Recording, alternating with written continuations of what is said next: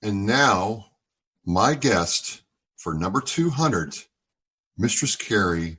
Mistress, what is your bidding? Hi. So for those of you who have been, following Oscar Mike Radio for a long time, Mistress Carrie was so gracious to come on for number 64 and 100. And it seems like yesterday where we were talking about veterans being butthurt for you taking one photo with Elizabeth Warren to now, and a whole bunch of stuff has happened during that time. Just welcome back to Oscar Mike Radio. I really feel honored that you're here right now. Thank you so much, and congratulations on number 200. I just launched my own podcast, and 200 episodes is nothing to gloss over. So congratulations. That's a huge milestone for you. Thank you very much. I definitely want to talk about your podcast, but suffice to say, let's get people caught up here that a lot has happened in 2 years since we've talked. And, a lot of people want to focus on the fact that you worked for WAAF, and that's no longer in play. And, we can talk about that, but one thing started happening to folks is you started doing this thing with your cell phone on weeknights where you would talk to people, including myself, for an hour or so, and it became a thing. And just to start this off, you're sitting there's your WAF is no longer there, and it's sad. There's no music going on, period. What got into your mind to say, hey, I want to get my cell phone out and just talk to people? I woke up in a world that was unrecognizable. I've been joking that I was social distancing and unemployed before it was cool because of the coronavirus, because it happened for me a few weeks before the virus really became a thing. And I got 3 days notice that my 29-year career at WAAF was coming to an end. And so to wake up to that realization that a place I had been going to in one way or another, an intern, a promotions person, an on-air talent, whatever, I had been going into the offices of WAAF since I turned 18 years old. I don't know an adult life that doesn't include WAAF. And I don't know a music lover's life that doesn't include WAAF, because even when I was a kid, just discovering the music that I grew to love, WAAF was part of that whole process as well. So, I don't mind talking about it, because not talking about it would be like most of my life didn't exist. And I've had to make that transition from being really, really sad that it's gone to learning to be so happy that it ever happened in the first place. And that process has been difficult at times and emotional at times. And, the week after the radio station shut down, the world was still pretty normal. And I went to Vegas to a convention with new business cards and was, networking, trying to get a job. And then the week after that, I started going on job interviews, and I thought, you know what, maybe I'm just going to end up just getting another job. Even if it took me a couple of months, I'll have a couple nice months off, and I'll be able to enjoy, some summertime weather and some motorcycle riding or something. And then I'll just go back to work. And then all of a sudden we went from there's this really bad virus somewhere far away to you can't leave the house. I hope you have enough toilet paper. And that transition happened really fast. And for me, I was so self-absorbed in just trying to figure out my own life and where I was going and what I was doing, that when all of a sudden everyone's lives became disrupted and no one's life was normal anymore, and that I wasn't alone in that experience. I mean, of course, I had people like Mike Shue and other people from the radio station that were going through it with me from the beginning. But when the coronavirus hit, and it became a crisis here in Massachusetts and across the United States, I all of a sudden started thinking to myself, okay, number one, I don't have a normal anymore. No, And number two, I'm not alone in this crisis because everyone's lives are turned upside down. And so that's when I started my company and started really thinking about what is going to happen to me if the world is disrupted long term. How am I going to survive? I'm used to being essential, right? You work in media. If there's a snowstorm, you're expected to be at work anyway. If there's a marathon bombing, you're there. 9/11, you're there. It didn't matter if I worked at a rock radio station or not. At least the last 22 years of my life, I've been on the air where there has not been an excuse as to why I wasn't in that studio behind that microphone communicating with my audience. And so all of a sudden now, I don't have a microphone. I don't have an audience, or at least I thought so.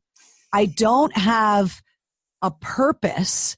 I don't have that essential reason to get out of bed, leave the house. I became just another person self-quarantining at home.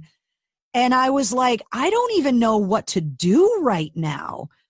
So I started thinking, okay, if this is going to happen long term, and the world is really changing, the music industry, everything that I know, my entire business is unrecognizable. What am I going to do? So that's why I started my company. I started working on the plans to put the Mistress Carrie podcast underway. And a lot of these things take a lot of logistics. Like I was used to working for a big company and having engineers and lawyers and accountants and production people and graphic people and digital and social media people. I was just part of a massive machine. For me to be able to carry on now, I had to learn how to do everything myself and to take to take the opportunity of all the favors that had been offered to me and all of the favors that I had given and say, okay, I need you to repay those favors now. And to really cash in on all of that and go, how am I going to move forward now? So in the midst of all of that, to be long-winded and answer your question finally, get to the point, Carrie, one of the people that I worked at the radio station with was helping me put audio together and start formulating what would become the Mistress Carrie podcast.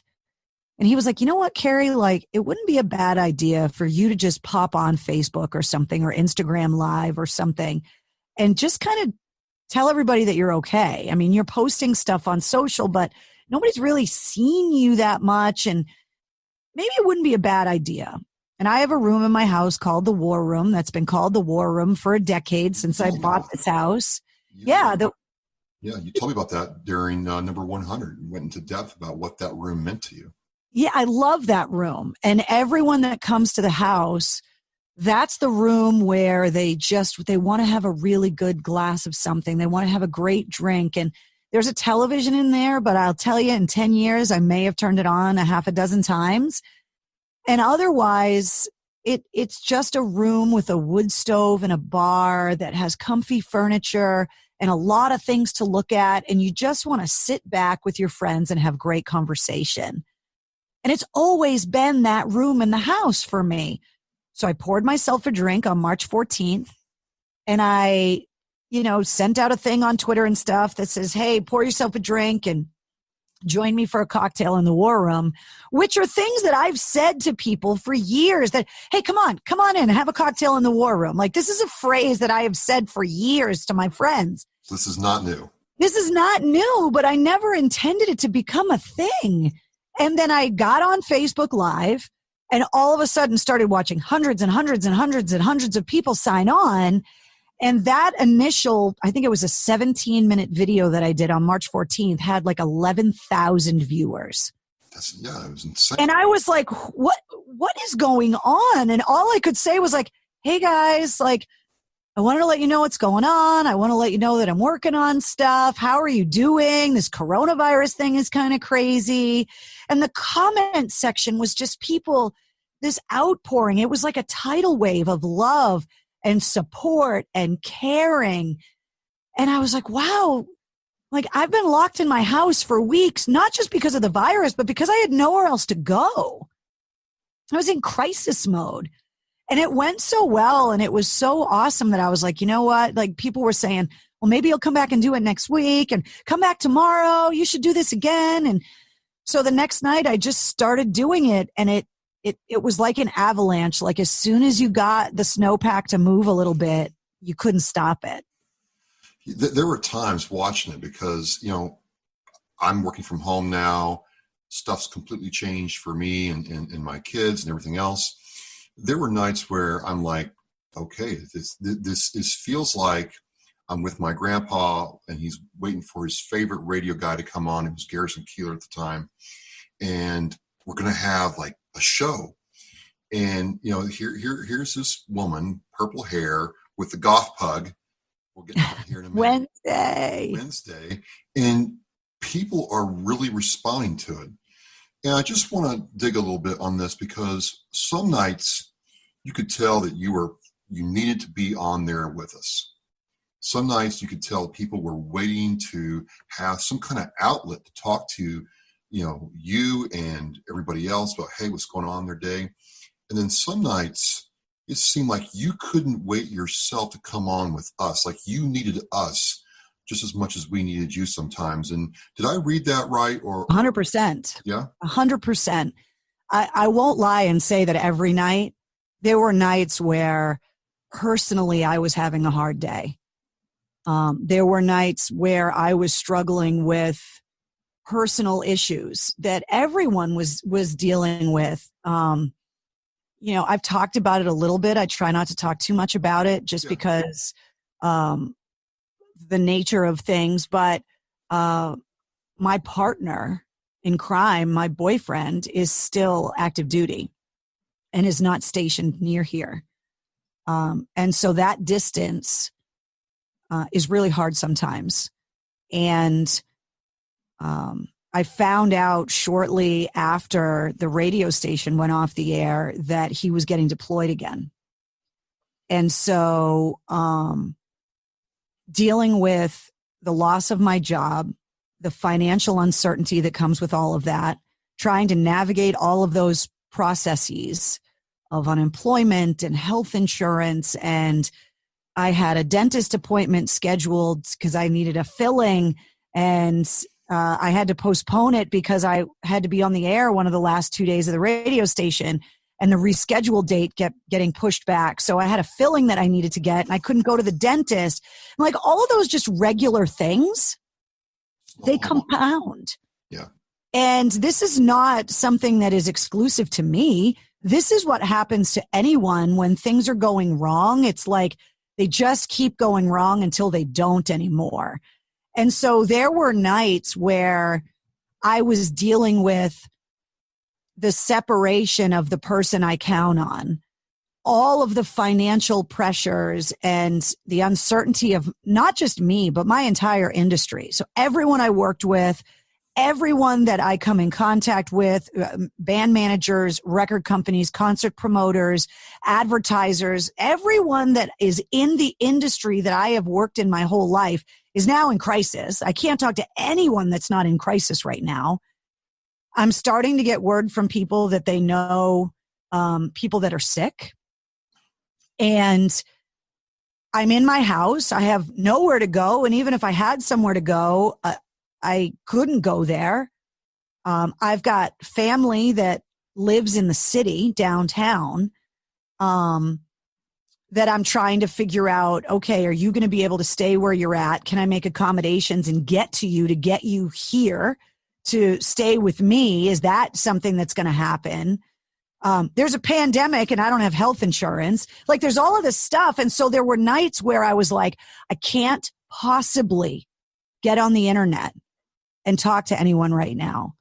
And then the exact opposite would be true the next day.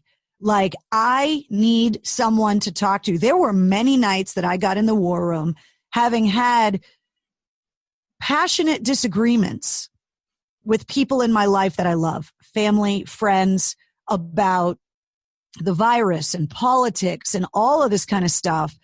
And I felt like if I could go in the war room and say, okay, guys, you're locked in the house, you and your wife, maybe your kids. Is there a difference between how men are looking at the virus and how women are looking at the virus? Because I believe there is, just based on the response. I know it's not scientific, but based on the response I got from the war room, there was a distinct difference between how men were looking at it and how women were looking at it. And I was like, okay, well, if you're in a heterosexual relationship where you live together, if this difference is so striking, how are you quarantined in a house with this person that you vehemently disagree with? And I was asking legitimately because I'm having these same kind of conversations. And that connection with this group of people that kept telling me, I need this distraction. I need this place to come at the end of the night. I need this drink and this quiet time because my kids are crushed that they're not in school and I don't know how to explain this to them. I'm laid off. My husband's furloughed. We're worried about making the mortgage. I don't know if my job, I'm a nurse and I'm afraid to go to work. I mean, the concerns ran the spectrum. Right.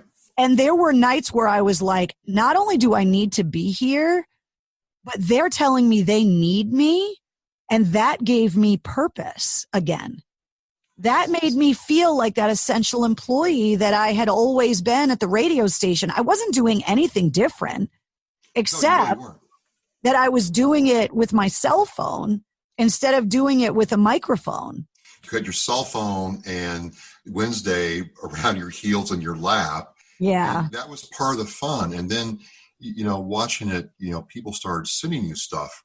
And all of a sudden, this didn't become just an hour with Mistress Carrie. This became a movement, a family. And how did that make you feel to see the response start to really, help you and help everybody else? Well, in the process of starting a company, right, and trying to put your life back on track, there's just things you have to do. So I had to register my company. And then you need to get a bank account. Well, in order to do that, you got to have a mailing address. And all of these things started to happen. And so I started getting people in the war room saying, I have something for the war room. I want to send it to you. So I gave out the mailing address and was like, well, you don't have to send me anything, but if you're asking, here's an address you can send it to. And I'll never forget the first time I went to empty the mail at the post office. What was that like? So I got a really small post office box because I wasn't expecting to get a lot of mail there, right? So I go to the post office box and I open it and it's filled with these yellow cards, which means there's something that came for you that doesn't fit in your box. So you have to go over to the door and give them all the yellow cards, and then they will bring out whatever it is that was too big to fit in your box. So I open up the post office box and I pull out all these yellow cards, and I was like, what the hell? And then in my brain, I thought, well, I just opened this post office box. Now I'm getting flooded with like junk mail, I guess, right? Because I don't know. And then all of a sudden they open this door and they come over with a dolly with all of these boxes. And they're like, do you need any help getting this outside? And I was like, what the hell is this? And they were like, we don't know, but it came to you. And at that moment, when I started looking at the boxes, right, and taking them off of the dolly and just started looking at the names, I started recognizing names from the comments of the war room. And it became very clear to me that, oh my God, these are gifts. These are things that people in the middle of a pandemic, in the middle of this horrible time, thought enough to either go online and spend their hard-earned money and order it and have it shipped to me, or they put something together and they made it and they put it in a box and then they went out to the post office and mailed it so that I would get it. And I was overwhelmed. And I brought it all home. And I laid it all out on my dining room table, and I've joked about it in the war room a bunch of times because Dave Portnoy from Barstool Sports, he was locked down doing these unboxing things because people were just sending him like thousands of packages. And I had been watching some of them just because it was insane, some of the stuff that people were sending him. And I thought it was really funny. And I was like, if I open these in the War Room live, A, people are going to think I'm trying to steal from Barstool, which is not what I'm doing. And B, anybody that knows me really well knows that I am a 5-year-old when it comes to presents, and I just want to open them immediately. I hated it as a kid, looking at presents wrapped under the Christmas tree like a week before Christmas that I couldn't open. Like, that drives me crazy. And so I was like, I have to open them. Like, I have to open them right now. And then there's always that twinge in the back of your head that's like, what if it's something terrible? Because I've dealt with problems in the past at the radio station with stalking and kind of all of that kind of stuff. And it leaves an impact on you. It leaves a lasting effect. And so there was that little voice that was like, there might be something in here that maybe someone would hope you would open it live on the internet. And so I was like, well, I don't want that to happen. So, but the most of it was, I just can't fucking wait to see what's in these boxes. So I opened the boxes and they were like the most amazing thing. Like, someone baked me cookies. And then I was like, God, I hope they didn't spike these things because you just don't know, right? You don't know. I don't want anybody that sent me anything from the War Room to think that I think you're bad people. It's just, you've got to understand the industry that I've been working in for the last 22 years, and weird things happen and bad people are out there. But then there were the most amazing things. Custom-made coffee cups and copper mugs, because I love to drink Moscow Mules in the War Room sometime, and family members' pictures, and the most beautiful letters from people and their kids, and stickers, and you sent me a t-shirt. And I just started getting all of these amazing things. And then I'd be like, oh my God, it's only 3 p.m. Like, why isn't it 8:30? I want to show everybody all of this awesome stuff. I told you I have a problem with like anticipation. Like, I want to do it right now. I hate waiting for stuff. And so it became this warm blanket of love. It was like a hug that I was getting through the mail. And I was like, wow, this is unreal. And then I'm taking pictures and I'm texting them to like my boyfriend or family members. Like, you are not going to believe what happened to me at the post office today. Because you did. And I'm like, oh my God, there's a car full of stuff. Yeah. Not just like a backpack, like a car full No, of stuff. I have an SUV, and I had an SUV full of stuff. Crazy stuff. And like, I found joy in all of it. I found joy in the bubble wrap that you wrapped the presents in, because I'm like at home, bored, doing nothing. And now I'm like, I got bubble wrap.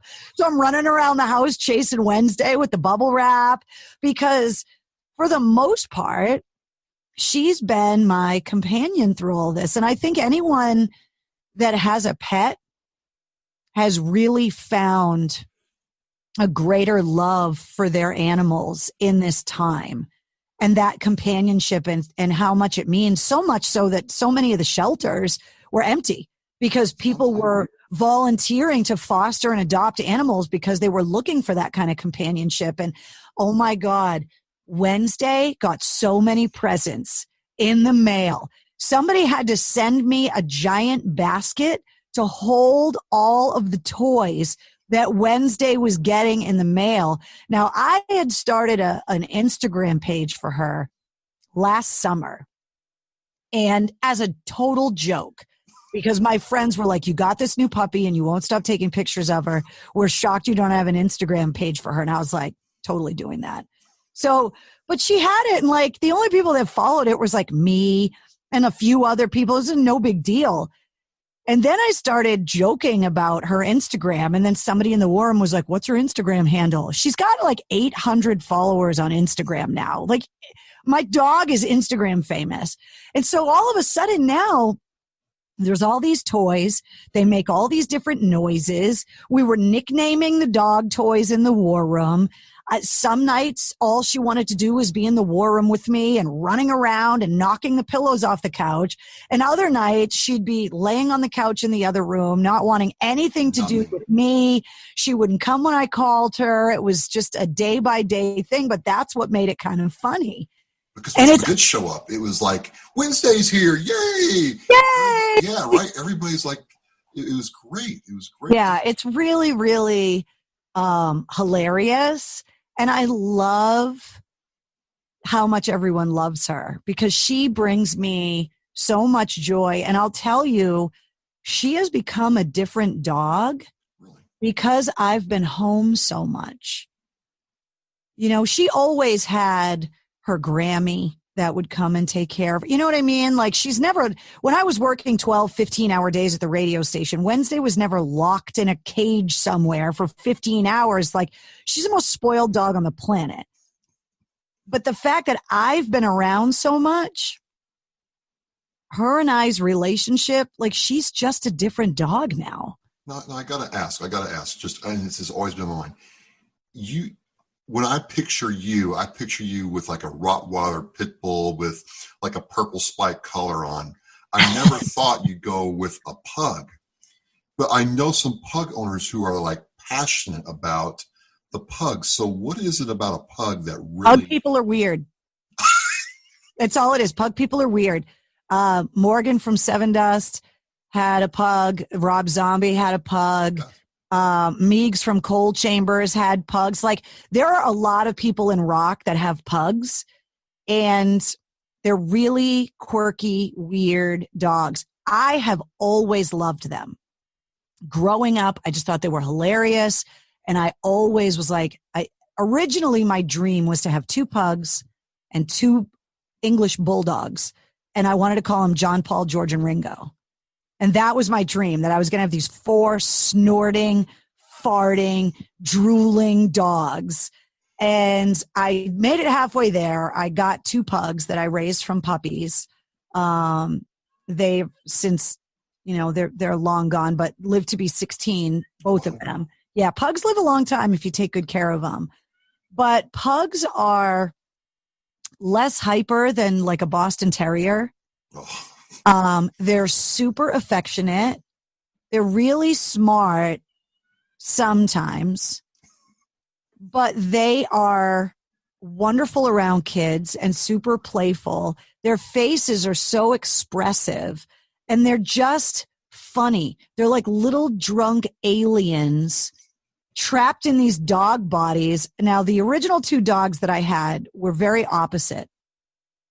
One, I felt like was a person reincarnated as a dog who was so excited to do dog things, right? So it was like, are we going to play fetch? Look, I'll sit. I want to give you my paw. I'm going to roll around in the grass. Like, all he wanted to do was dog stuff, but he was going to be the best at doing the dog stuff. And then the other one, his partner in crime, she was like a dog that desperately wanted to be a person. And so she used to sit like a person. She didn't want to get her feet dirty. And so I had these 2 little, like, weird alien old men. It was like Waldorf and Statler from the Muppets, like trapped in these dog bodies. And their personalities are just hilarious. And every one of them is a little bit different. And Wednesday, I think, is a little bit of both. She loves doing dog stuff, but she's super mischievous and she's really playful for about 15 minutes and then she needs a nap. And so I am all about not having a dog that's super hyper and super active. It just didn't fit my lifestyle for a long time.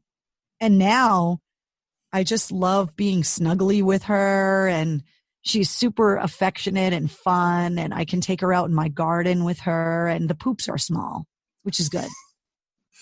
That is true because some dogs just carpet bomb a yard if you're not careful. Yeah, small poops. It's a good thing. Absolutely. So we are getting introduced to the Goth Pug Wednesday, all the stuff, and we the family have some like inside jokes with, let's just start with the obvious one, the bag of dicks. It's like you got the bag of dicks. And Monica and the bag of dicks. So awesome. I mean, that was just epic. You're going crazy over I a couldn't literal. stop laughing. I'm like, that's freaking insane. And why? They should sponsor you. Yeah, we've been emailing. Okay. All right. Yeah, we've been emailing. I'm trying to work it out right now. Because I mean, just it was like a conveyor belt. It was one of those days. Like, first of all, the cocktails in the war room thing. You know, I've seen comments from people that are like, she's drunk all the time. It's like, first of all, you don't know me very well because I'm like this stone cold sober. I'm just weird normally. Okay. And I've never been a huge drinker. I mean, I'll throw down at a party if there's a reason.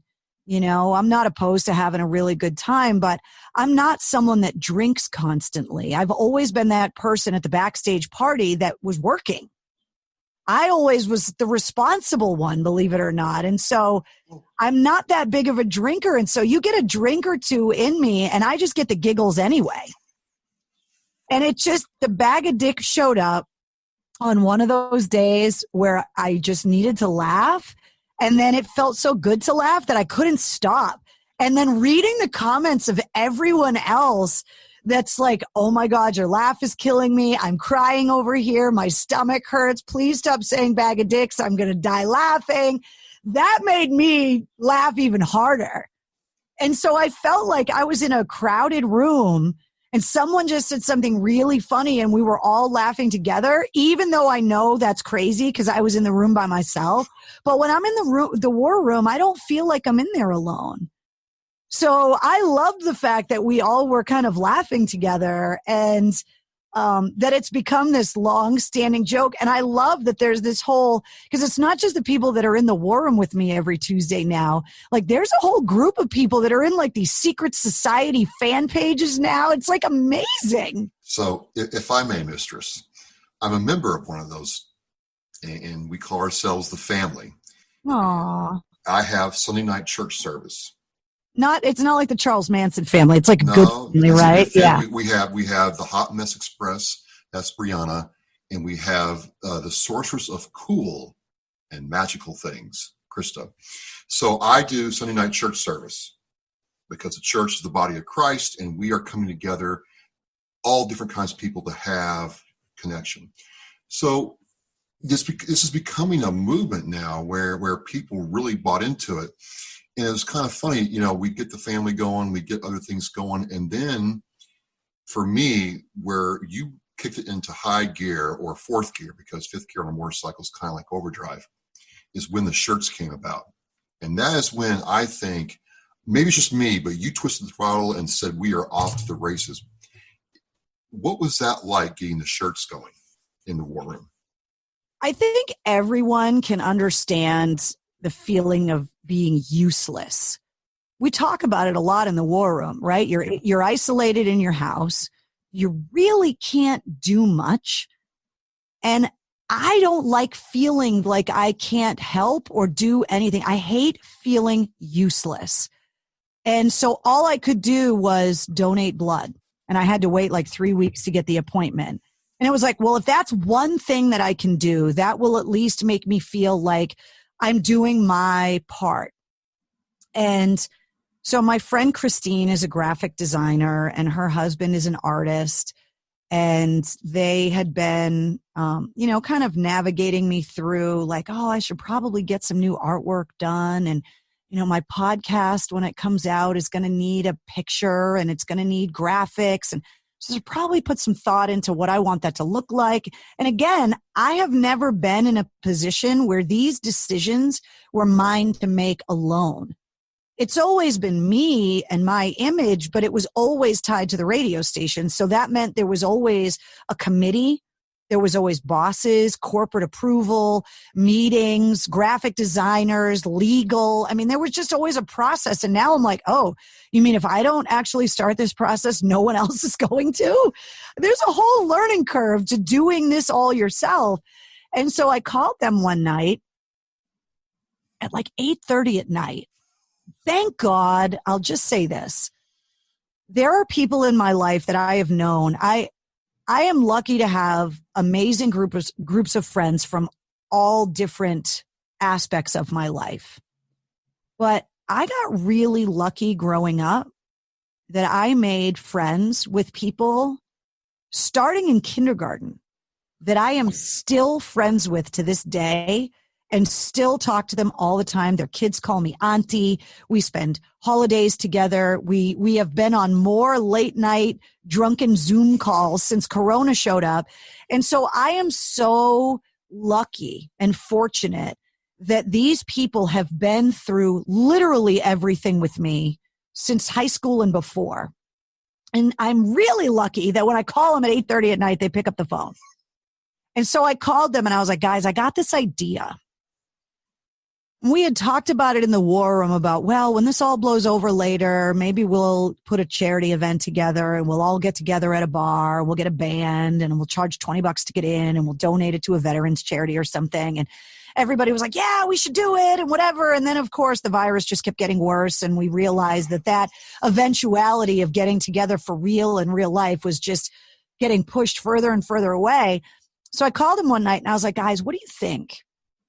Like, I know we're working on artwork for the podcast and stuff right now, but do you think that we could come up with some artwork for the war room?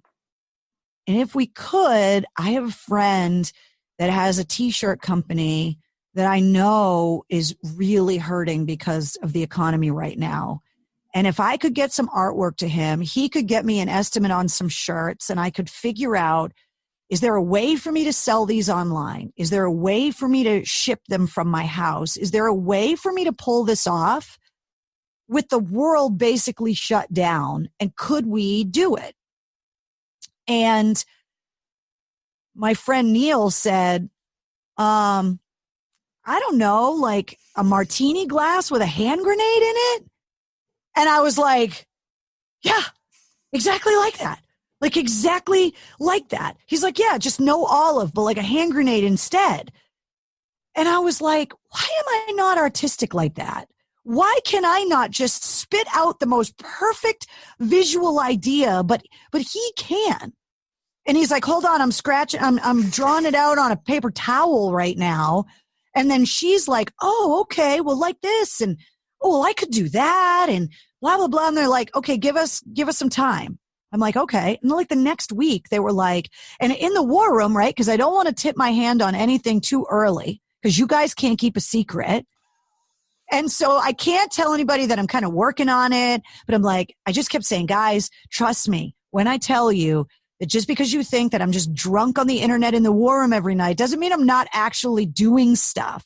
I'm doing stuff. Just be patient. And I'll tell you when I have everything together. And meanwhile, my studio is getting constructed and that had all started happening. And then the next week they emailed me and we got on a video conference and they were like, what do you think about this?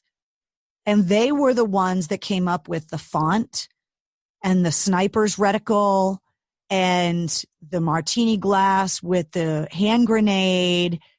And because I was like, the only input I could give them was, I want the shirts to be black. It's got to have some purple in it.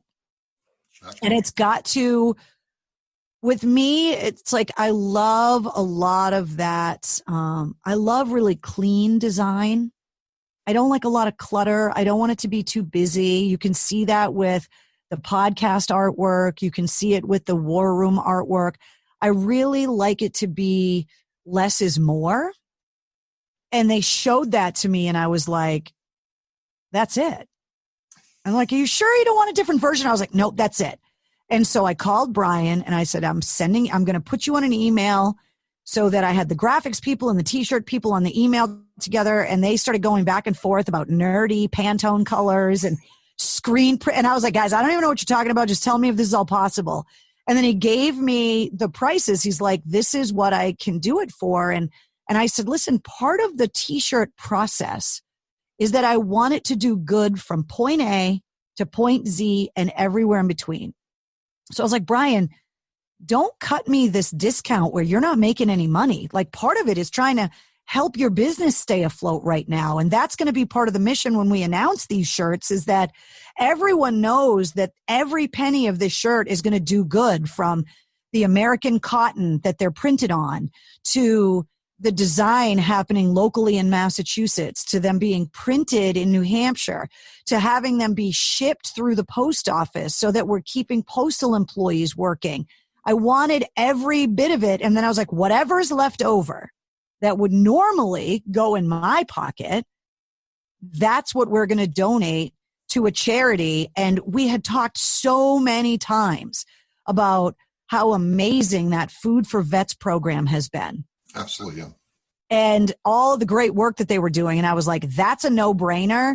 That's where we're sending the money. And again, I was chomping at the bit to be able to tell everybody this is what's going on. And when I finally figured out that PayPal was going to be the only way that I could do this in a timely manner, because my website's not finished yet. It's in the process, but it's not finished yet.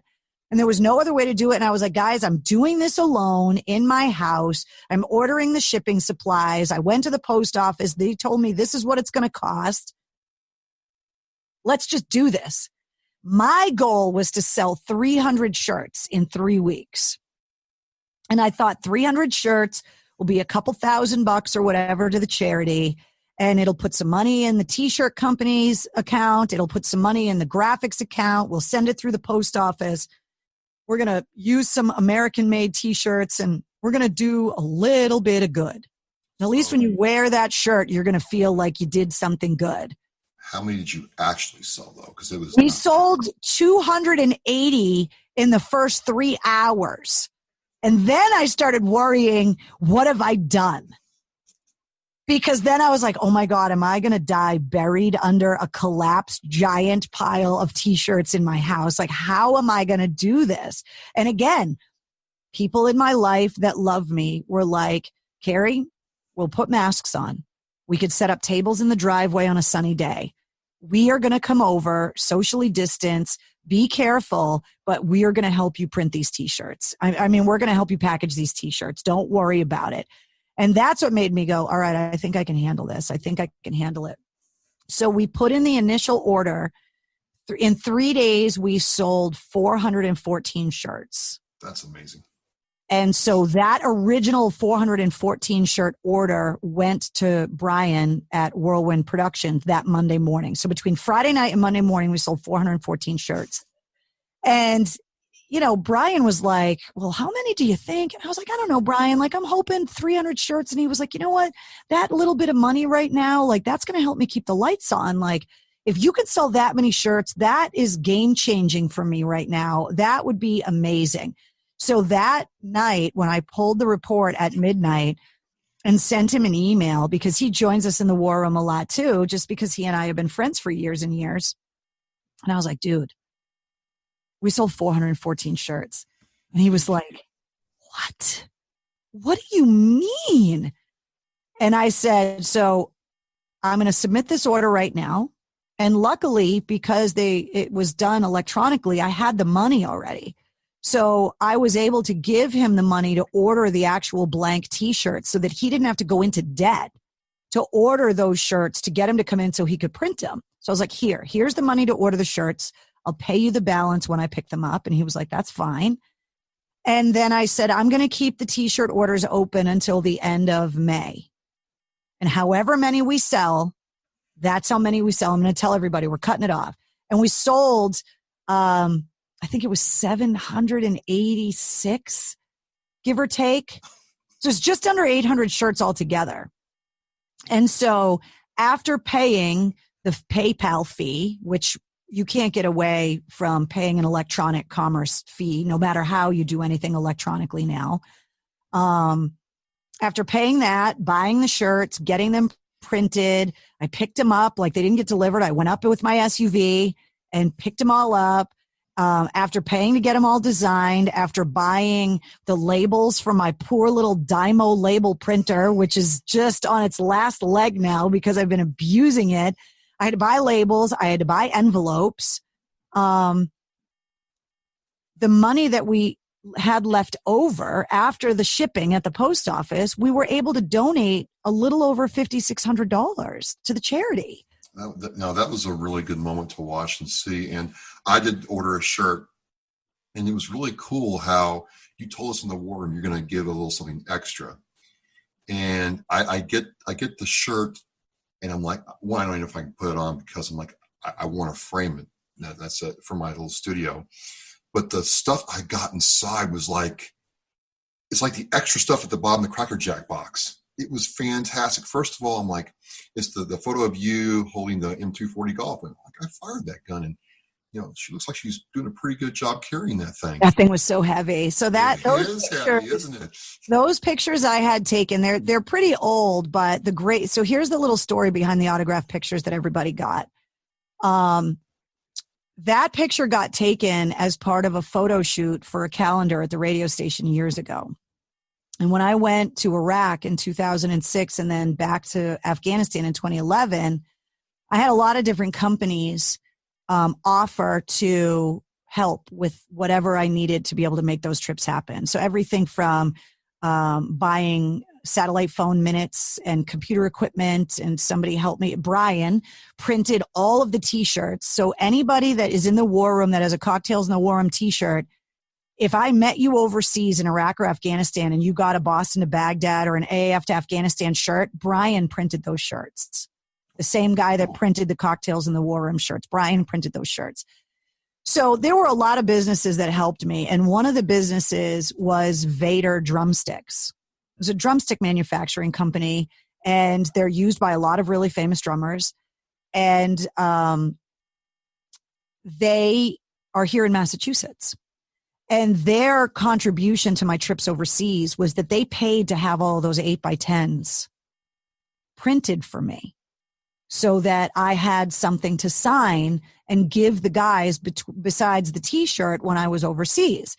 So what happened was all of those pictures got printed and shipped overseas before I got there. So because, getting stuff overseas, it took like 3 weeks. So all of those pictures got sent ahead of time, and we didn't know how many I was going to need. Whatever we didn't use got shipped back. So all of those pictures that you guys got with your t-shirts, those had either been in Iraq or Afghanistan and been brought back home with me. So those pictures have made the journey, and I had them in these old dusty shipping boxes in my old office at the radio station. And when I had to move out of my office, I all of a sudden started finding stuff that I had had in cabinets and drawers for years. And I had all of these tubs of the old AAF bumper stickers, and I had those 8x10 pictures. And I was like, you know what? Like, I'm a pack rat, and I know that. And I find sentimental value. Like, the gifts that I've been given in the war room, like, I cherish gifts. I know if you took the time to give me something, that sentimental value comes with it. And so I save everything to a point where it's almost a problem, but it's not as of right now.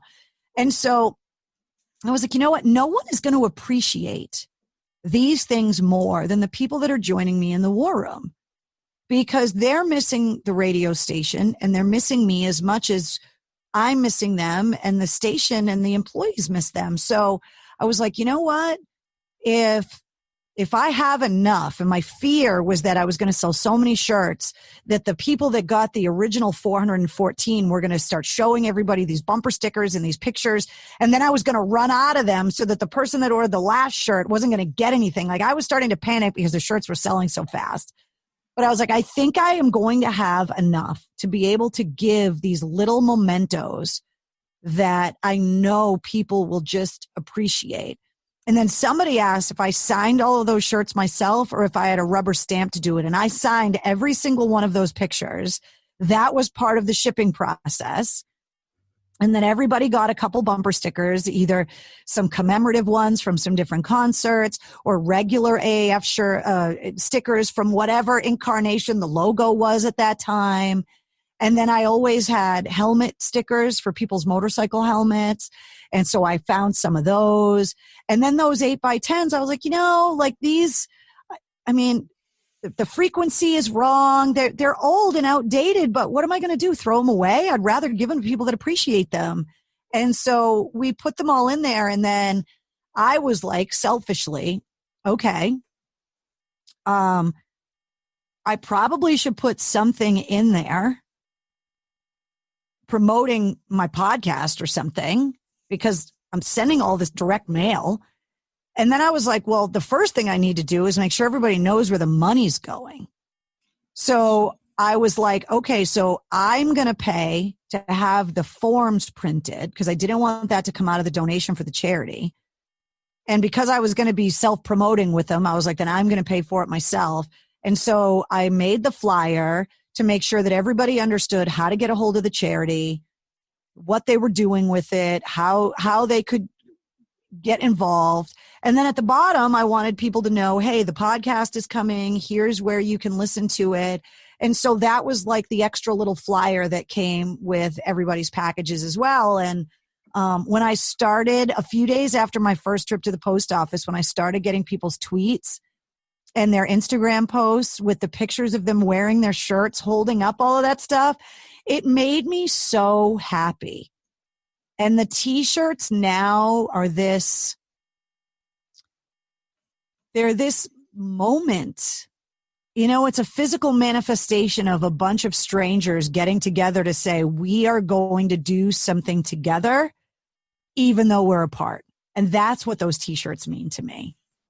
Well, it really kind of, brought the war room into real life, because people had something tangible, right? And then it was kind of a bridge to the podcast, because it seemed like, that's why I said, after the shirts came out, all of a sudden you were in fourth gear and the throttle was going to 4,000 RPMs. You were totally in flight, and the podcast got going, which was like a real, like, oh my God, here it is. It's finally here.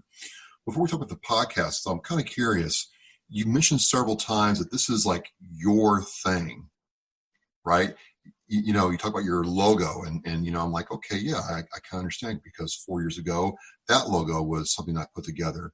What truly has it been like? Is there any kind of, I don't want to say fear, Mistress, but maybe some sustained uncertainty with the fact that, wow, this is really all me. And that's kind of like strange, but I'm free. I can do whatever I want. No, fear is a good word. Okay. Fear is I'm not so well, I want to say you're a badass, but I mean, come on. No, but I'm not going to act like this hasn't been one of the scariest things I've ever gone through in my life. I mean, a few years ago, I went through a terrible divorce. This has been worse than that, because there's so much tied to it, right? So not only is it a career that I literally worked my way up from an intern fetching coffee to the assistant program director of a radio station that I grew up idolizing and loving. So my career was something that I poured all of my creative energy into. And I sacrificed so much with the long hours and the weekends and the holidays and all of the time with my family that I gave up. And I mean, trust me, I'm not complaining. I loved every minute of it. And there were a lot of great things and a lot of experiences I never would have had. But it's an all-including, overwhelming type of job and career that you don't just get to punch out at 5:00 on a Friday. It takes over your whole life. And at that point, when it's gone in the flip of a switch, you start wondering, am I still me? What is my purpose? What am I supposed to do now? I don't know what else to do. I was at WAAF before I graduated from college. Like, this is all I know. And if that's not there anymore, then do I still matter? Do I still have a place? And then when you start going, okay, well, like I said with the artwork and stuff, well, if I don't start doing it, there isn't going to be somebody that comes and does it for me. I don't have a team or a staff of people. I have to get out of bed, even though I'm sad, and say, here's my to-do list for the day. These are the phone calls I have to make. This is the list of things I need to check off today in order to move forward. And what I have learned over the years, unfortunately, is that my personality, for some reason, functions really well in crisis. And I don't know what that says about me. I don't know what kind of person that makes me, but I become one of those people that when the world starts going crazy around me, that's when I focus more intently and the world quiets down and things are very myopic and I can focus and I'm able to concentrate and I can be goal oriented and driven and motivated. And for some reason, while other people fall apart, I am better in those situations than I am when everything's good, because when everything's good, I'm like, what do I do? It's like, I know what to do when things are bad. When everything's good, it's like, I feel like I don't have a purpose, or I'm just that person, I guess. And I don't know, there's a psychologist out there that could analyze it and tell me that I'm a crazy person. But, but the podcast did give you purpose. I mean, because the War Room gave me purpose first. Yeah. Yeah, true. So bridging from the War Room to the podcast, the War Room started the purpose. Absolutely. The T-shirts kind of got the whole thing going. Yeah. And all the while the podcast was in the works, it was just something that was taking a lot longer to get going than I had thought it would, because there's just so many. I had to get the studio built. You know how hard it was to get all the equipment delivered? Actually, yes. Because every person that works in the media was ordering all of this equipment to be able to work from home. And there was a run on microphones and mixing equipment and cables and mic stands. I mean, you couldn't find that stuff anywhere. Well, I was calling in every favor, like, dude, can you get me some microphones? Do you think you could get me some microphones? They weren't there. No, nobody had them. They weren't there. The mixer that I just replaced wasn't there for months. And I'm like, what is going on? It's because every single person in media, every television anchor, every radio personality, everybody that was bored that decided they wanted to start broadcasting from home, or like everybody just started buying all this equipment. So I'm building this studio. And all the newbies too, people who'd never picked up a microphone before. I'm going to be a podcaster. So I'm like, what is going on? So it's crazy, right? So I'm the logistics of just building the actual room. And then it was, okay, well, I have to come up with a company. And I need a bank account and a mailing address. And, oh, God, I better talk to the accountant. And he's telling me I need insurance. And then I got to, like, all of a sudden, I was like, wait a minute, hold on a second. Like, this is a full-time job now. And so getting all of that in place, it's like when when you do home renovations, right? And you got to pull the drywall down and you got to do new wiring and you got to put insulation in. You got to do all this work. And for a while, it looks worse than it did before. And then all of a sudden, the new drywall goes up and the trim gets put in and a coat of paint gets put up. And you're like, whoa, like progress. And that's what it was like. And so it happened really quickly, like what you're talking about. And you hit fourth gear. It's like the War Room took off and then the T-shirts took off. And then I announced the podcast. And then all of a sudden things just started moving, but that wasn't by accident. That was months of working towards it. It's just that all of a sudden everything started coming to a head at the same time. And that's when I really started getting energized and going, okay, all of this effort that no one has seen is finally going to be something tangible that I can say, see, this is what I told you I had been working on all this time. And once I was able to announce the podcast and get in the War Room that night, it was like I was counting the minutes, like, I can't wait to tell everybody. I can't wait.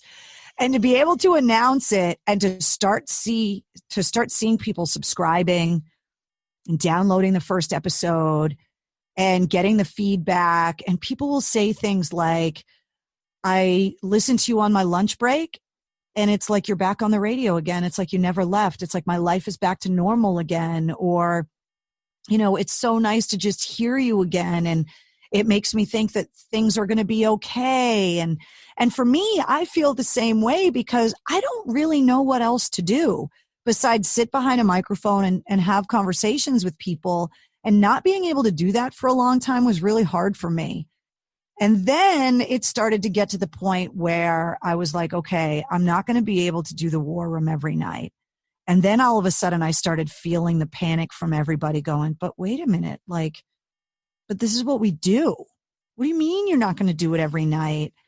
And I was like, yeah, but it's going to be okay. Like, we're going to have all this other stuff. Like, you're not going to want to see me every night. Trust me. Like, it's going to be okay. And the transition from, okay.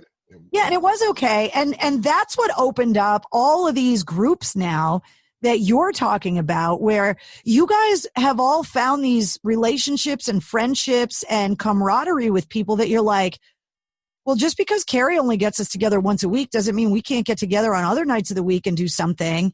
And the fact that all of these different people were brought together by this happy accident is how I describe the war room. It's literally a happy accident. It was never intended to be anything that lasted. It was never intended. And now it's a complete companion to the podcast, that those two things are now fused together, and something that we set up this week's podcast, and I get to announce who is on the episode. And like we just did this week, we're able to debrief and do an after action report on last week's podcast this week. And I was able to get last week's guest to join us live in the war room this week with all this new technology now. And so the war room is taking on a life of its own, and it's so much fun.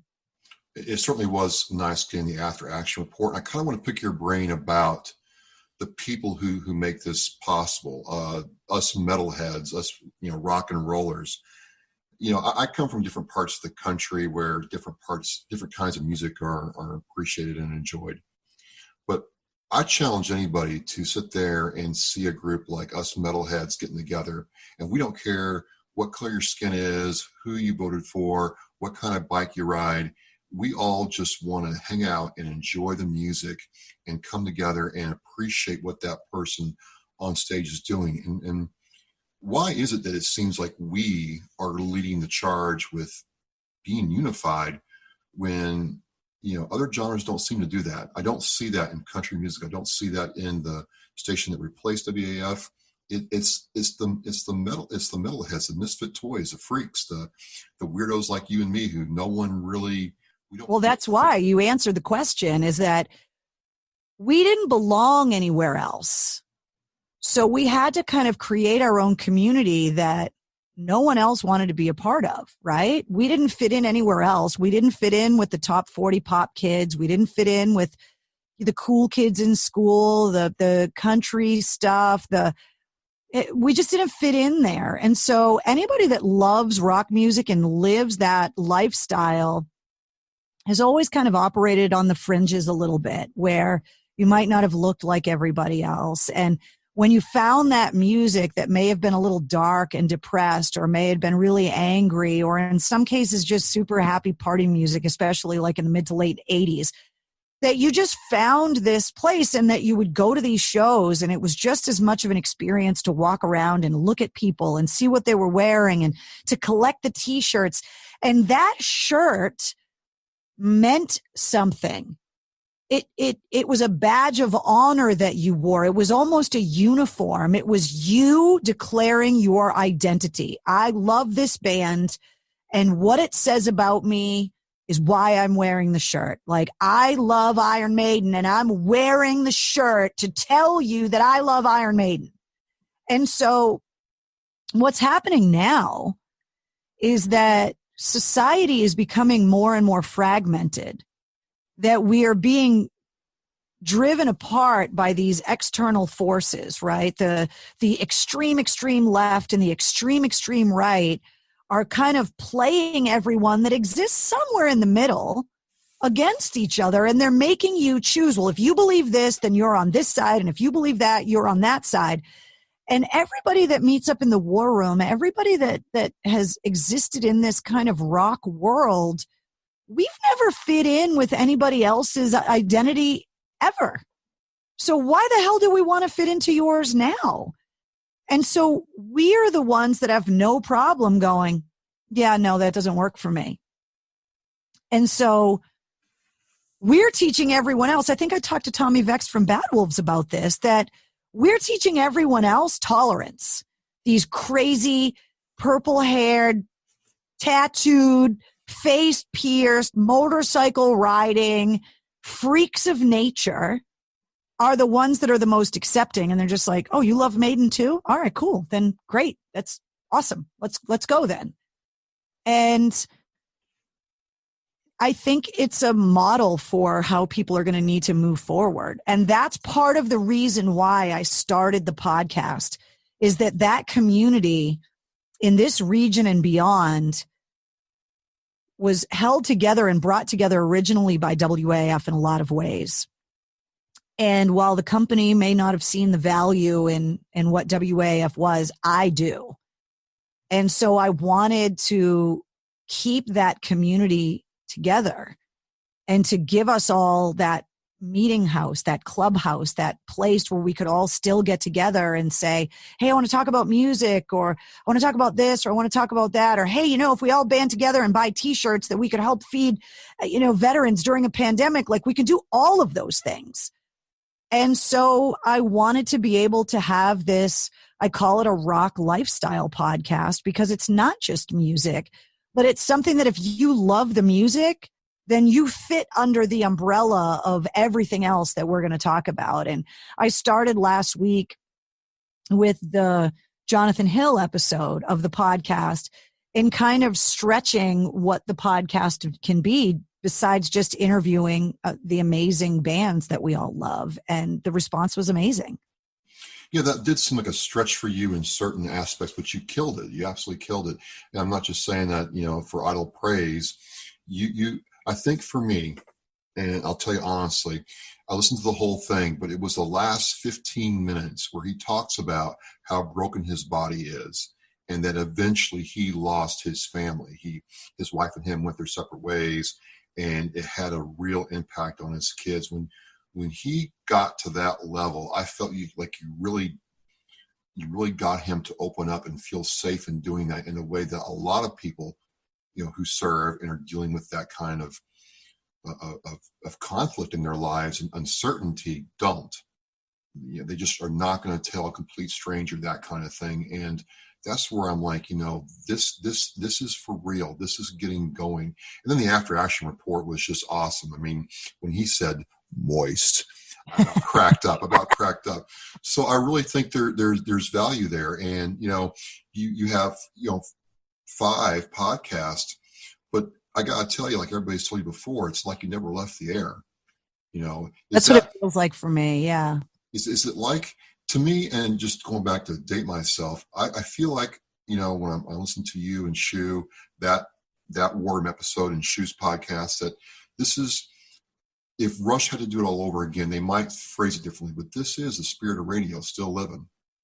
Yeah, I'm not trying to get sentimental, but that's kind of how I feel. No, it is. And it's all of the things about it that we love. I mean, I think there's a lot of other people that when you have the opportunity to talk to someone who's a legitimate war hero, like First Sergeant Jonathan Hill, I mean, there's no question. No He's doubt. a legitimate war hero. And they're making a movie about a battle that he was in where he received a Purple Heart and a Silver Star. That the instinct would be, tell me every ooh and ah about the battle, right? I want to hear about every second of what you did and what happened. And my thought behind it was, I'm not going to do a better job than the book. And if you want to watch a 2-hour movie about it, you're going to watch everything that he could possibly describe. But what I wanted was for people, especially bridging that gap between the military and veterans community and the civilian populace, is that I really wanted to be able to make him human. So that when you did watch the movie or you did read the book and his name came up, that you didn't just have this Rambo idea in your head, that you didn't just have this idea that he was just this big, larger than life guy with the bullets across his chest, standing in brass with some catchphrase. Like, I wanted, which is the same reason why I went to Iraq and Afghanistan, to make it personal for people so that they just weren't looking at these Teenage Mutant Ninja Turtle dressed dudes on CNN running around in the desert. And you were able to disconnect. And so I wanted to get to, which I knew the movie wouldn't get into, how he ended up there in the first place. I wanted to know what his story of service was and why he joined and how he ended up through his years of service and training, how he ended up on that mountain in Afghanistan in 2009. But I also knew that the movie was pretty much going to end after the battle. You know, I mean, I hadn't seen it, but I looked at the IMDb page, and so I saw that the counselor had been cast, the female counselor that showed toward the end of the movie. So I was like, okay, they're going to show a little bit of what happened after the fact, but they're really not, unless they give updates during the credits at the end, are going to get into where these guys are now. Right. They had to come home. What happens then? And so I wanted the podcast to answer those questions because I knew that everybody was just going to either read the book or watch the movie or both, and that all of the gory details about the 12-hour battle at Cop Keating were going to be answered anyway. And I wanted him to touch on it from his perspective. But the biggest thing was, if you listen to that podcast and then you rent that movie on demand, the first time you saw Sergeant First Class at the time, SFC Hill, you felt like you knew him. And then he can't be that Rambo character in the movie because now he's your friend. Now he's a real person and you know his story. And when people can make that connection with one person, it's a very easy line to draw that every person in that movie, in that battle, was a real person. That those men that were lost were real people and their families missed them and they're real. And if those guys in that battle were real, then every other battle and every other story, those guys are real too. And that is what I was hoping would happen. And so hearing from someone like you tell me that you thought I did a good job with the interview, that means the world, because that means that my vision of how I wanted it to go, that I not only carried it out, but that I was right in the pursuit of it in the first place. Well, yeah, and I would add that the other thing that came clear was, and you touched on it, is there's a cost to service. You don't just go in the service for 4 years, 20 years, or 13 years, come out the same person. There's an effect from being in there that takes on your body and your mind and your family that is overlooked.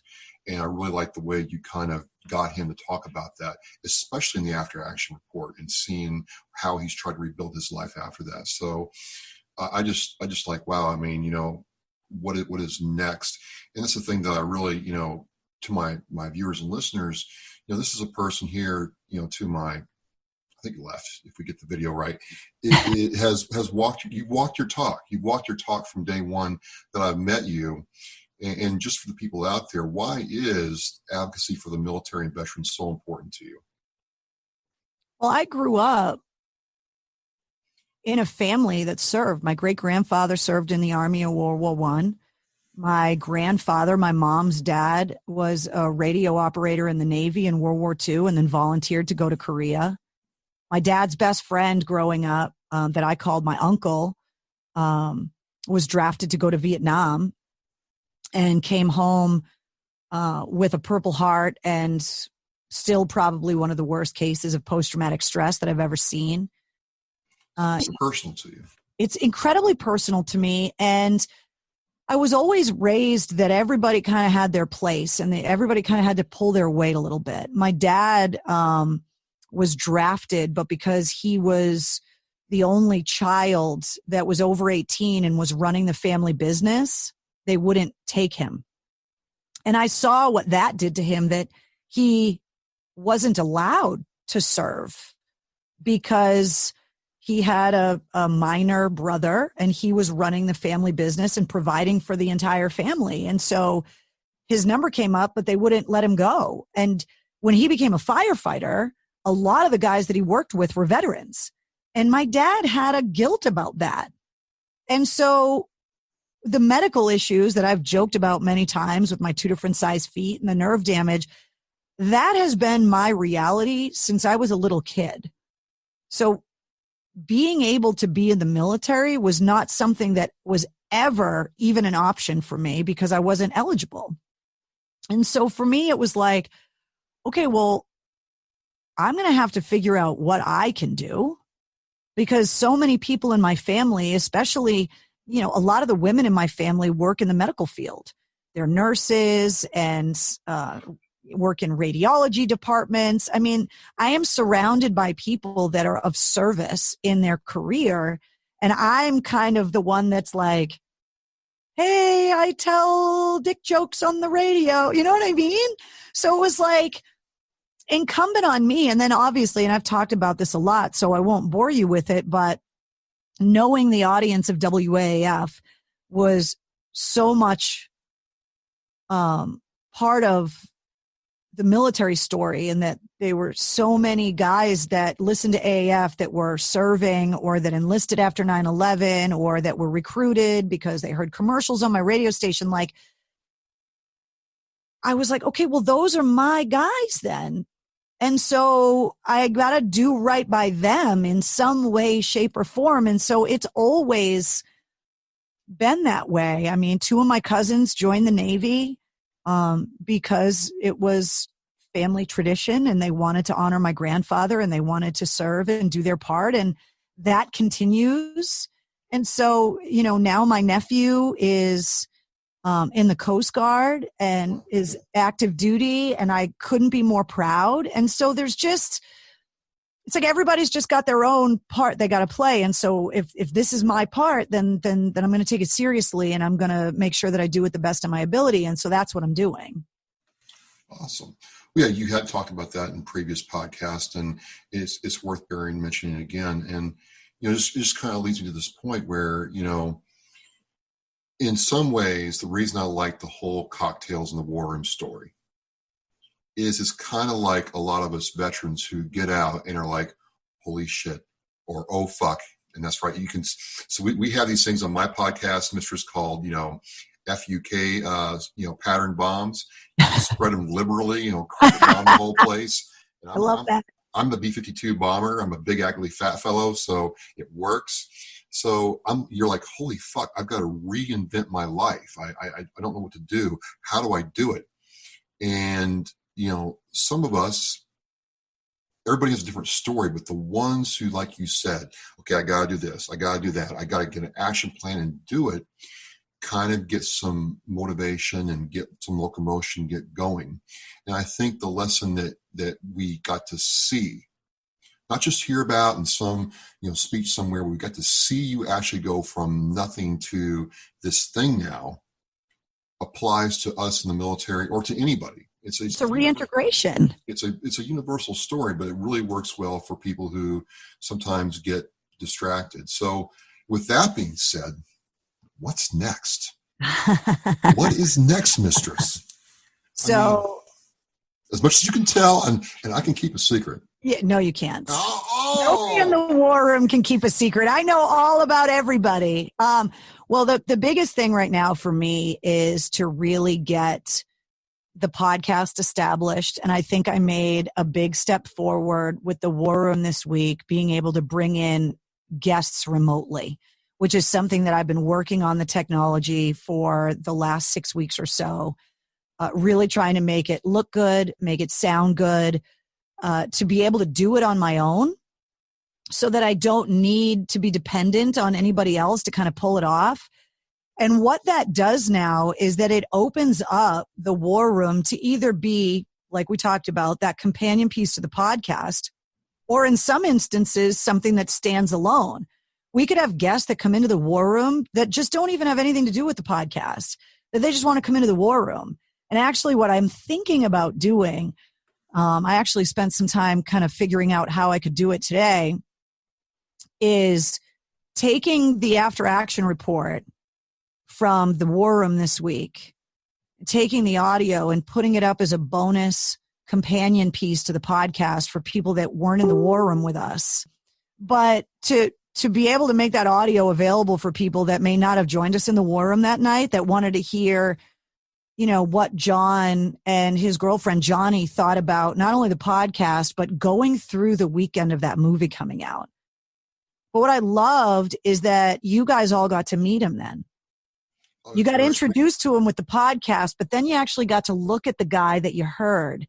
And then he becomes even more of a real person, and your connection with him only grows because you've seen him now and you see how humble he is and how shy he can be and how upfront and in your face he can be and opinionated he can be and how funny he can be.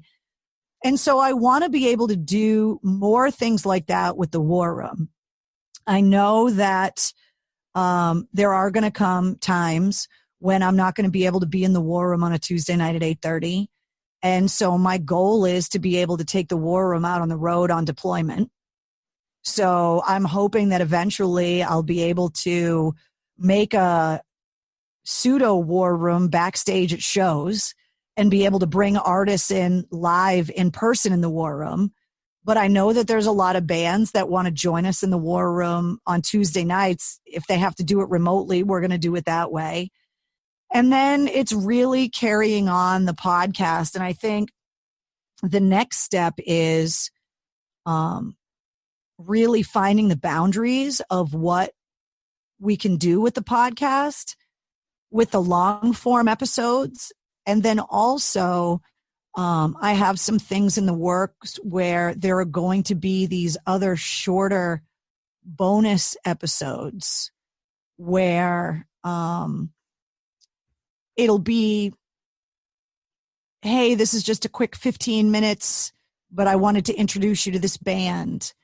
Or, hey, this is just a quick 15 minutes interviewing this person about this club or, whatever. And that, so if you subscribe to the podcast, you're going to get more than just those Wednesday long form episodes that I want you to just wake up and be like, whoa, she released something new while I was sleeping. What is this? And it's, oh, this is a brand new band she thought I would like. Or, hey, we're going to do a 15-minute taste test on the new Metallica whiskey and be able to talk to the distiller. Or I just want there to be constantly some new surprises and benefits, and to continue to keep the community together. I know a lot of people, when I announced that the War Room was going to go from being a nightly thing to a weekly thing, a lot of people commented and said, you're not going to make us pay. And there were a lot of people that were worried that the War Room was going to change. And I have no intention of changing the War Room. It's perfect the way that it is. I mean, obviously I can do a better job.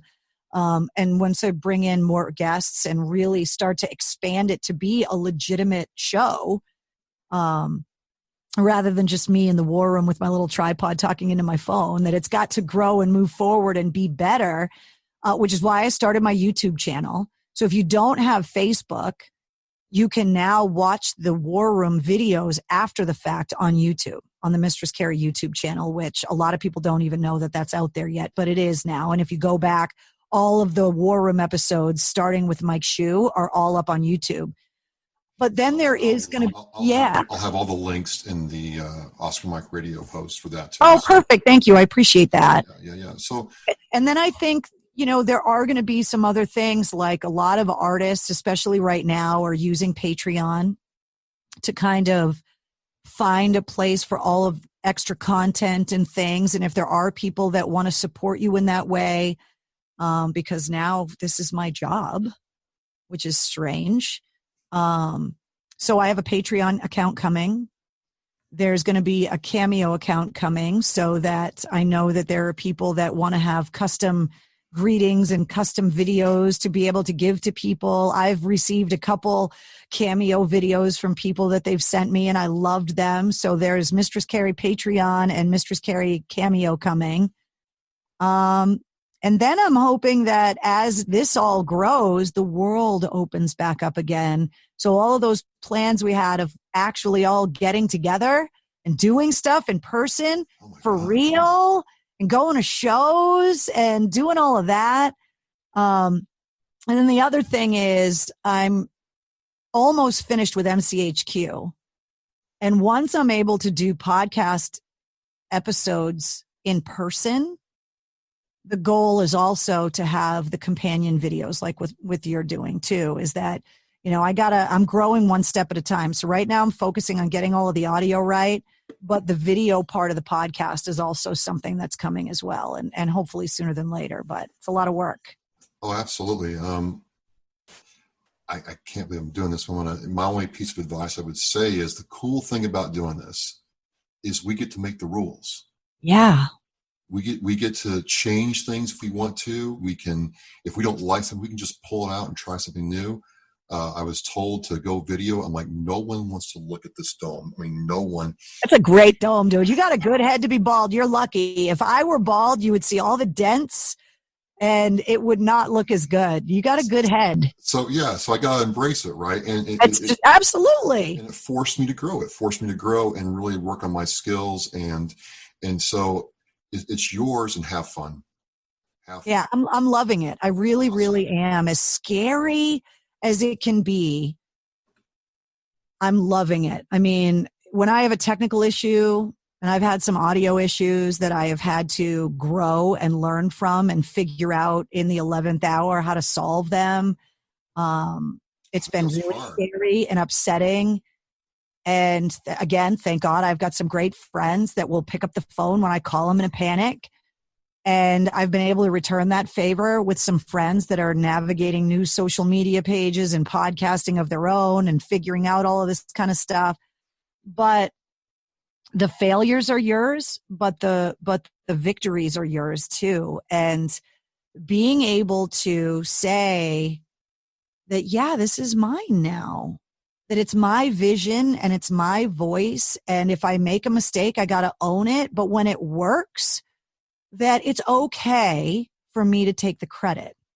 It's okay for me to be happy about it and to celebrate that success, which these are all new things for me. These are not things that come easily to me. I am used to celebrating the team. I'm used to celebrating the group of people around me that make it happen. And right now, when something good happens, I'm like, where is everybody else that helped with that? And then I'm like, oh, wait, no, that was my idea. And there's something about, like, I've always joked when you work in radio, like when you build a house, when it's done, you could drive by it afterwards and go, see that? I built that. But with radio, it's like you didn't have a lot to show for your work. And I feel like I'm starting to have things to show for the work. And that is incredibly fulfilling. Isn't that because at its simplest form, you're creating a feeling in somebody, and you're creating a connection with somebody, and you're trying to connect with somebody. Either you're talking to talk to other people, or you're trying to make that person in their car going down Route 3 with bumper-to-bumper traffic feel a certain way, or feel like there's a bit of normalcy in their world. And that's hard to quantify. People don't understand. It is. I mean, I worked in an industry where they tried to quantify it with ratings that were always fluky and they were never predictable, but it's the only thing that we had to measure any kind of level of success at all. And that's a really hard roller coaster to ride for a long time. Anybody that's ever, worked in something that was ratings driven or, revenue driven, where you've got to meet deadlines and you've got to meet sales expectations and all of that. It's incredibly stressful. And I'm learning a new part of that stress now, because I've got to find a way to take all of this new stuff that I'm building and eventually be able to make a living doing it. Because that's the biggest jump for me, is that I've got to be able to make this my job and not just a passion. It was both at the radio station. It's been just a passion, but there is going to come a time sooner than later where this is going to have to be a job for me, that I can actually say, like, I'll tell you, it hit me the day after I did the last nightly War Room with Mike Shue. The next day I traveled and I got on a plane and I was making small talk with someone on a plane. And it was after a connection. And so they, I wasn't around Boston. Nobody had any idea who I was. And they said, "What do you do?" And I didn't know how to answer the question for the first time in my life. It literally, I sat there for a second with my mouth open because I was like, I don't know what I do. Like, how do I answer? Before it would just come out, "Oh, I work at a radio station," or "I work in radio," or whatever. And then they would always be "Oh, really? That's cool. Are you a DJ?" And then that would be the conversation. But all of a sudden I was like, well, I actually own a media company and I host a podcast and I have a video show. And I was like, this is my answer now on what I do. I mean, it's the littlest things, but these things, they happen. And so now it's like, okay, now I need to take that company and that video show and that podcast, and it's got to be all of those things that I need it to be now in order for me to be able to do it without making it just a hobby that I do on the weekends. Well, I think this is a great time to do that. And you're fortunate you have people behind you who in the industry who want to connect with you. You listen to Corey, you listen to the Shine Down guys, you listen to the Bad Wolves dude, and it's you're bringing something that people want to see. So I think there's potential there. I don't know what the right answer is. I mean, this whole year has blown up everything about podcasting. The upside down world on Stranger Things, man. Nothing is normal. Amen. So is there anybody, as we wind down, that you want to shout out to or acknowledge at this point? Because, I mean, this didn't happen in a vacuum, but you did do all the work. But there were nights where, I think it's the Mike Shue night, where I'm like, wow. I mean, just the way you guys played off each other. I miss him so much. Oh, it breaks my heart that I don't see him every day. It was just, and I'm not trying to get all fanboy on you, but people don't understand. I try to tell people, you don't understand how hard that was and how good that was. How hard it is to do well and how good it was. I've dabbled in this, as you know, and hopefully, I hope to do it for a long time, but I appreciate what it takes to have that synergy on two mics at the same time, live with no cuts. It's not easy. No, and you can tell that he and I have worked together for years. I mean, as soon as we get back together in the same room, it's like it never left. He and I have always been that way. And, I've held out a little bit of hope that there could be a possibility of he and I working together again someday, because if he tags me in a tweet and I get that notification, I get so happy. And I have no idea if he feels the same way about me, and I hope he does, but I just miss him so much. He is the smartest, the most well-rounded, articulate, intelligent person I have ever worked with, bar none. And he is as passionate about his love of music as he is passionate about his love of disc golf and Italian sandwiches and beers. I mean, he just has this amazing, well-rounded, look at the world. And he is an amazing husband and a devoted father. And he is everything that you would think he would be, and then some. And so I think that love came across in that War Room episode, that it was just so nice having him there.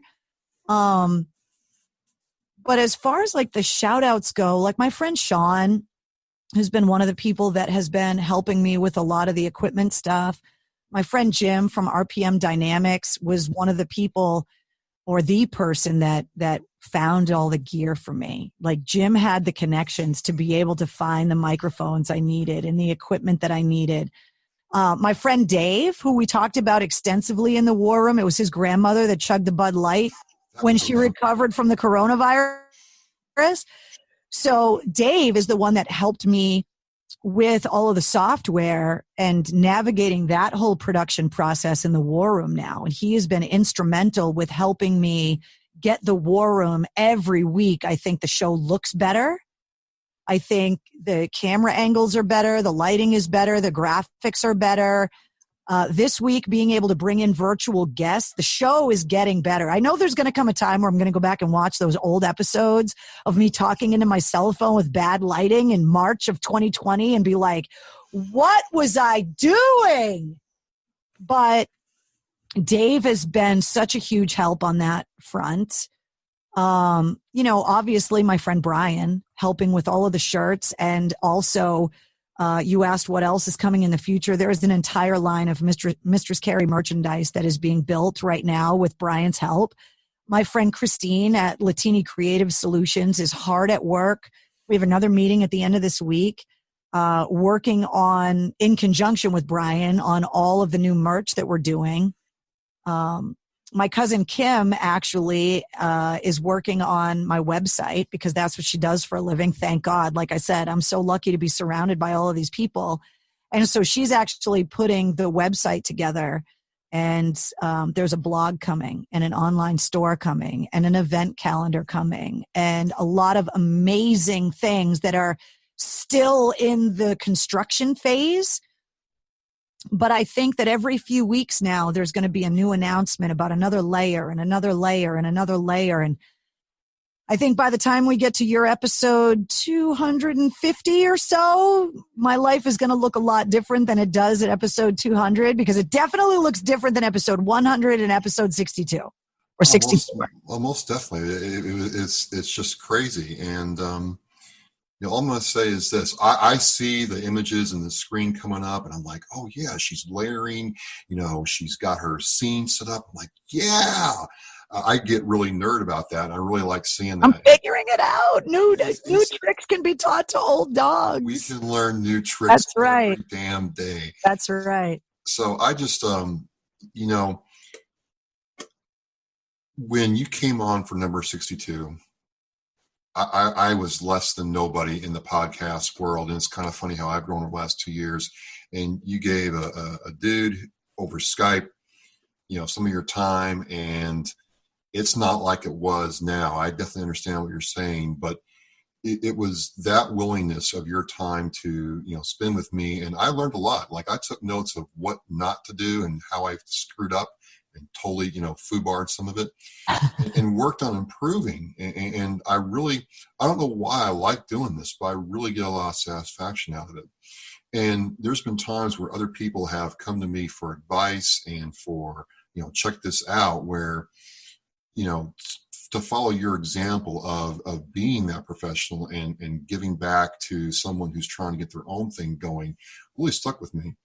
Because, it's not lost on me. You didn't have to give me the time of day, and not really. I mean, there's so many people who've told me no that, the people who tell me yes are really special to me. So what I'm trying to say is, yeah, I've done 200 of these. It's great to talk with you tonight.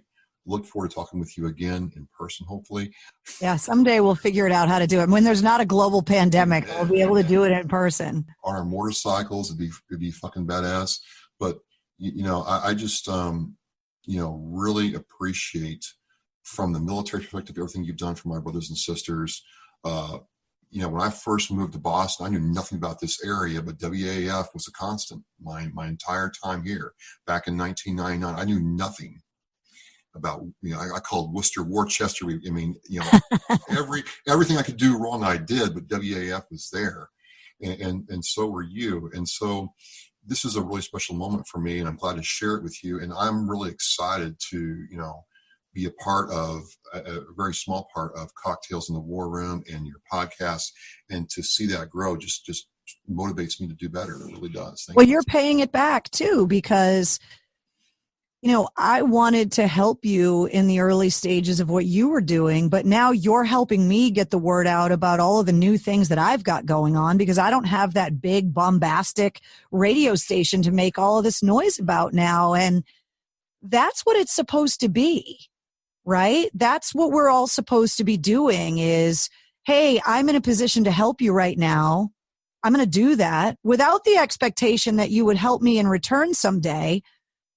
But now you're like, well, hey, I want to talk about all of this stuff. And I've been so lucky that there have been some amazing podcasters and industry people, magazine people that have wanted to call and talk to me and say, hey, can I interview you about everything that you have going on? And this week I hit 75 countries that are listening to my podcast now, which I don't know who started listening in French Polynesia, but that's the country I got this week that's new, and it's amazing.